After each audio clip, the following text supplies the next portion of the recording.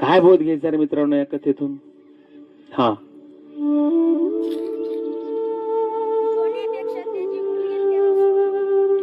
अरे वा, सोन्यापेक्षा त्याला त्याची मुलगी काय होती?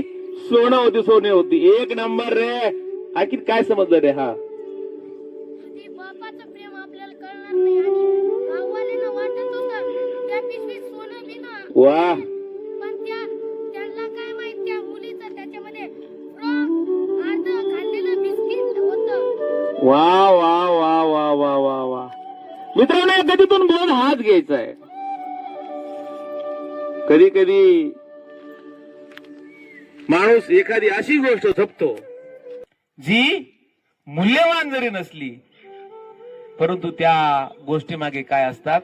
भावना दडलेल्या असतात, प्रेम दडलेलं असतं, माया दडलेली असते. ती गोष्ट माणूस काय होतो? आपल्या हृदयाच्या पलीकडे काय करतो? जपतो. आणि दुसरा बोध असाही घ्यायचा आहे, एखाद्या विषयी पूर्ण माहिती घेतल्याशिवाय त्याच्याविषयी निकष काढणं हे पण काय आहे? चुकीचं आहे. बरोबर आहे की नाही?